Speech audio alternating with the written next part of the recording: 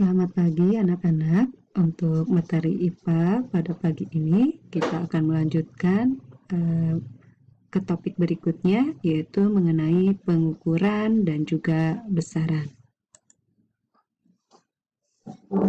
Ibu sampaikan untuk tujuan pembelajaran. Nanti diharapkan kalian setelah mengamati video berikut, kalian mampu menjelaskan pengertian pengukuran, kalian mampu membandingkan satuan baku dan tidak baku, kalian mampu mengkonversi satuan dalam sistem SI, juga mampu memahami pengertian dari besaran pokok, dan juga mampu menyebutkan macam-macam besaran pokok beserta satuannya. Yang pertama, anak-anak perhatikan untuk gambar. Di sini ada gambar jagung, ya, di atas timbangan atau neraca. Di sini ada gambar pensil dan sedang ada gambar penggaris. Apa yang dapat kalian simpulkan dari gambar? Oke, kita akan pandu dengan pertanyaan berikut. Coba kalian jawab pertanyaan berikut. Apa sih yang sedang diukur? Apa yang kalian digunakan untuk kegiatan mengukur tersebut? Berapa hasil dari kegiatan pengukuran tersebut? Dan mengapa kegiatan pengukuran tersebut harus menggunakan seperti yang disebutkan pada nomor 2 ini? Oke, kalian sudah punya jawabannya? Nah, kita bahas bersama. Yang pertama, anak-anak, apa sih yang tadi kalian ukur? Oke, bukan jagungnya atau pensilnya ya, tetapi massa dari jagung tersebut dan panjang dari pensil tersebut. Nah, karena massa dan panjang ini bisa kita ukur, maka massa dan panjang ini kita sebut dengan besaran. Kenapa? Karena besaran adalah sesuatu yang dapat diukur dan tentu nanti memiliki nilai. Oke, pertanyaan yang kedua. Dengan alat apa kalian mengukur kegiatan tadi? Ya, yang jagung kalian ukur dengan neraca atau timbangan. Yang pensil kalian ukur dengan penggaris. Ya, nah berarti neraca ini adalah alat ukur untuk massa dan penggaris adalah salah satu alat ukur untuk panjang. Kemudian berapa nilai dari hasil pengukuran tersebut? Massa jagung tertulis di sana 5 kg. Panjang pensil di sana tertulis 3 cm.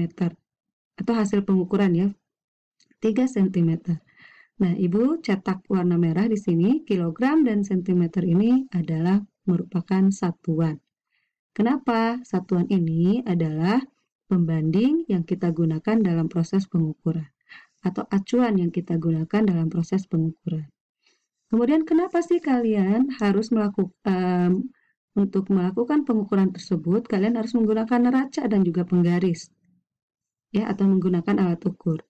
Karena mengukur atau pengukuran itu adalah proses dari membandingkan antara besaran yang satu, yaitu tadi massa jagung, dengan besaran lainnya yang sejenis, yaitu timbangan. Karena di dalam timbangan kan ada angka-angkanya kilogram, kilogram, kilogram, 1 kilogram, 0 kilogram, 4 kilogram, dan yang lainnya.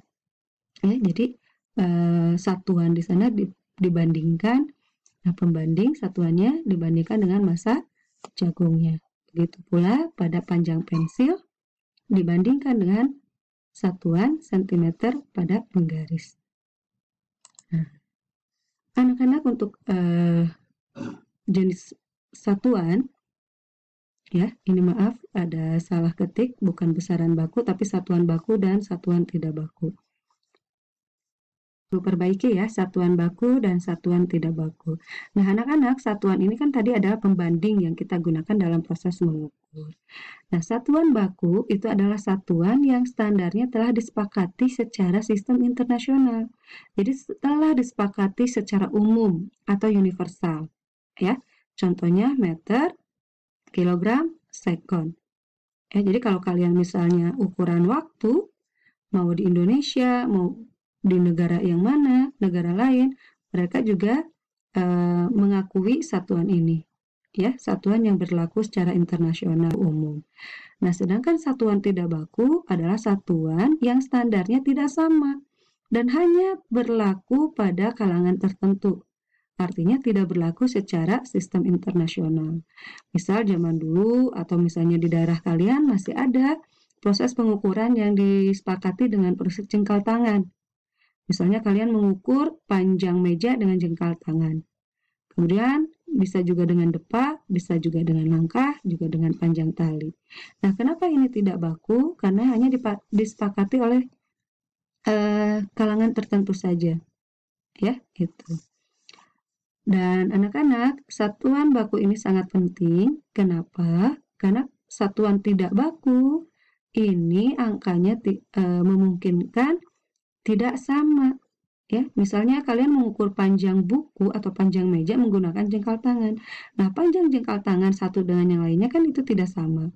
Sehingga memungkinkan ada perbedaan pengukuran dari setiap objek yang diukur oleh subjek pengukurnya.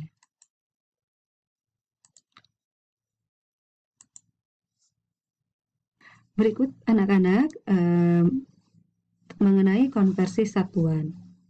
Apa itu konversi? Konversi itu mengubah, ya. Konversi satuan mengubah nilai suatu sistem satuan ke nilai satuan sistem lainnya. Jadi misalnya di sini waktu kalian SD juga kalian sudah mempelajarinya ya, konversi satuan panjang. Nah, kita buat tangga nih, mulai dari, jadi untuk satuan panjang itu banyak, mulai dari kilometer, hektometer sampai ke milimeter, ya. Nah, setiap turun satu tangga ini kita kalikan dengan 10, dan setiap naik satu tangga kita kalikan dengan 10 pangkat min 1 atau 0,1, ya. Contoh di sini 500 cm berapa dekameter? Kenapa menjadi 0,5? Kita lihat sentimeter ke dekameter ini naik berapa? 1, 2, 3. Naik 3. Berarti 500 dikali 0,001. Nah, sama dengan 0,5. Nah, begitu juga pada konversi satuan massa. Kita mengenal ada kilogram, hektogram, dekagram, sampai ke miligram.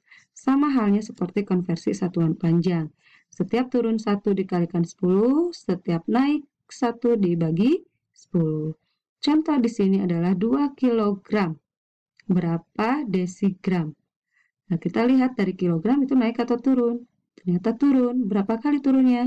1, 2, 3, 4. Maka 2 kilogram dikalikan 10.000. Ya, itu. Hasilnya 20.000 desigram. Nah, ini juga ada beberapa hubungan satuan waktu ya. Kita kenal 1 menit adalah 60 detik, 1 jam 60 menit, dan yang lainnya. Gitu. Nah, terakhir anak-anak, tadi kalian tahu bahwa besaran itu adalah sesuatu yang dapat diukur. Nah, besaran itu kita bedakan menjadi besaran pokok. Apa itu besaran pokok? Besaran yang satuannya didefinisikan terlebih dahulu. Ya, ini ada 7 besaran pokok. Yang pertama adalah suhu, dengan satuan SI-nya adalah Kelvin, dengan alat ukurnya adalah termometer. Yang kedua, massa, satuannya kilogram, alat ukurnya adalah neraca. Yang ketiga, panjang, satuannya meter, alat ukurnya bisa penggaris, bisa rollmeter, atau yang lainnya. Yang keempat, jumlah zat, satuannya adalah mol. Intensitas cahaya, satuannya kandela, alat ukurnya adalah luxmeter. Yang keenam adalah waktu, satuannya second, alat ukurnya bisa stopwatch, jam, dan yang lainnya. Yang terakhir adalah kuat arus, satuannya ampere, dan alat ukurnya adalah ampere meter.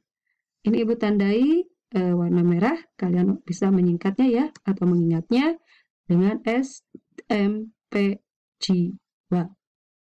Nah, anak-anak itu saja untuk materi kita hari ini. Silakan disimak dengan baik-baik dan dipahami dengan baik-baik. Apabila ada pertanyaan, silakan kalian bisa langsung tanyakan pada kolom komentar ya.